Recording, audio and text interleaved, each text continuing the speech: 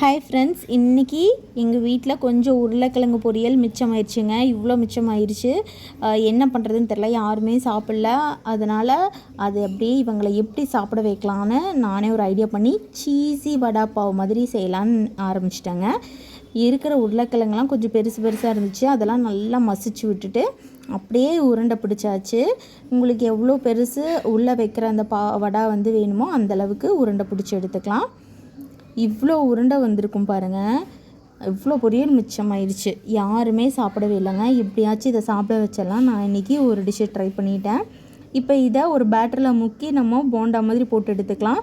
அதுக்கு கொஞ்சமாக சோடா உப்பு, பெருங்காயத்தூள் போட்டு கடலை மாவு ஒரு கப், நல்லா ஒரு கப் சைஸுக்கு கடலை மாவு எடுத்தாச்சு. இது கூடவே கொஞ்சம் அரிசி மாவு போட்டுக்கலாங்க. அப்போ கொஞ்சம் நல்லா மொறுன்னு வரும். இது கூடவே கொஞ்சம் உப்பு, இந்த பேட்டருக்கு தேவையான அளவு மட்டும் உப்பு சேர்த்துட்டு நல்லா பிசைஞ்சிக்கலாம். ஏன்னா உருளைக்கிழங்கு பொரியலில் ஆல்ரெடி நம்ம உப்பு போட்டிருப்போம். அதனால் லைட்டாக மட்டும் உப்பு போட்டு இது அப்படியே ட்ரை இன்க்ரீடியன்ஸ் எல்லாம் பெசரி விட்டுட்டு லைட்டாக கொஞ்சம் கொஞ்சமாக தண்ணி விட்டு தோசை பதம் வர்ற அளவுக்கு எடுத்து வச்சுக்கலாங்க. இப்போ நம்ம அப்படியே எடுத்து ஊற்றினோம்னா அப்படியே இந்த தோசை மாவு மாதிரி வரணும். கட்டி எதுவும் இல்லாமல் நல்லா கலந்து வச்சுக்கலாம். இப்போ நம்ம எடுத்து வச்சுருக்க உருண்டைகளெல்லாம் இதில் எடுத்து முக்கி போட்டு நல்லா போண்டா மாதிரி சுட்டு எடுத்துக்கலாங்க. இது கொஞ்சம் திக்காக இருந்தால் தான் நம்மளுக்கு அந்த போண்டா கொஞ்சம் நல்லா வரும். ரொம்ப தண்ணியாட்டாக கரைச்சிடாதீங்க. இப்போ எண்ணெய் சூடாயிடுச்சுன்னா ஒரு 2-3 ட்ராப்ஸ் சுட்டு பார்த்துக்கலாம். நல்லா சூடாயிடுச்சு. இதில் அப்படியே ஒன்றா போட்டு பொரிச்சு எடுத்துக்கலாங்க. எனக்கு இந்த மாதிரி போண்டா இல்லை வடை ஏதாச்சும் செய்யும்போது இந்த உதிரியாக இருக்கும் இல்லையா, இந்த மாதிரி சன்னமாக குட்டி குட்டியாக இந்த மாதிரி கிறிஸ்பியெல்லாம் சாப்பிட்றதுக்கு ரொம்ப பிடிக்கும். உங்களுக்கு யாருக்கெல்லாம் இந்த மாதிரி பிடிக்கும்னு சொல்லுங்கள். நான் கடைசியாக அந்த மிச்சமாகிற மாவெல்லாம் இந்த மாதிரி கொஞ்சம் கொஞ்சமாக போட்டு எடுத்து வச்சு கூட சாப்பிடுவேன், பூந்தி மாதிரி. இது நல்லா ப்ரௌன் கலர் ஆனோடனே எடுத்து வச்சுக்கலாங்க. இது அப்படியே கூட சாப்பிடலாம். உருளைக்கிழங்கு போண்டா மாதிரி தான் இருக்கும். இதை கொஞ்சம் ஆறட்டும்.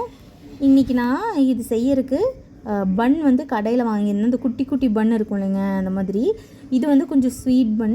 நீங்கள் வடா பாவுக்குனே பன் இருக்கும், அது கூட நீங்கள் வாங்கிக்கலாம். இதை விட கொஞ்சம் பெருசாக இருக்கும் போண்டா. அப்போ நீங்கள் கொஞ்சம் பெருசாக போட்டுக்கோங்க. இது சின்ன சின்ன பண்ணுங்கிறங்காட்டி நான் குட்டி குட்டியாக போண்டா போட்டு வச்சுருந்தேன். இது இந்த மாதிரி ஹாஃபாக ஸ்ப்ளிட் பண்ணி எடுத்து வச்சுக்கலாம். இது கூடவே கொஞ்சம் சீஸ் ஆட் பண்ணால் ரொம்ப நல்லாயிருக்கும்னு சொல்லிட்டு நான் ஏற்கனவே வாங்கி வச்சுருந்தேங்க. மொசரலா சீஸ், இந்த மாதிரி கிரேட்டட் சீஸ் குட்டி குட்டியாக இந்த மாதிரி கட் பண்ணி வச்சுருப்பாங்க.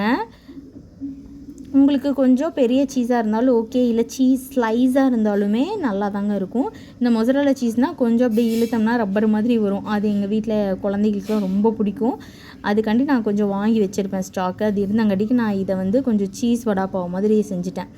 இது கூடவே நம்ம ஆனியன், இல்லை உங்களுக்கு வேணுன்னா தக்காளி கூட ஸ்லிட் பண்ணி வச்சுக்கலாம்.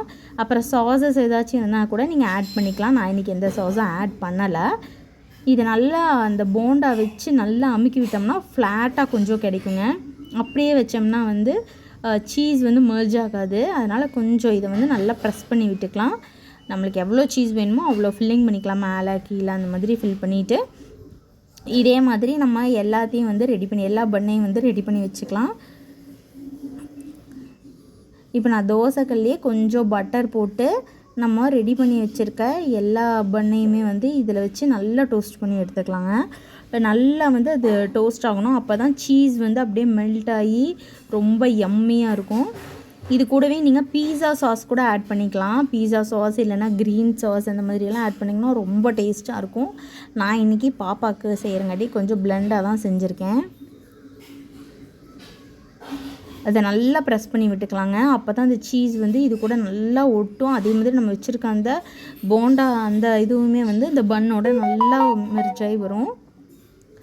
இதை நல்லா ப்ரெஸ் பண்ணி 2 சைடும் நல்லா வேக விட்டு மீடியம் சிம்மில் வச்சு வேக விட்டு எடுத்துக்கோங்க.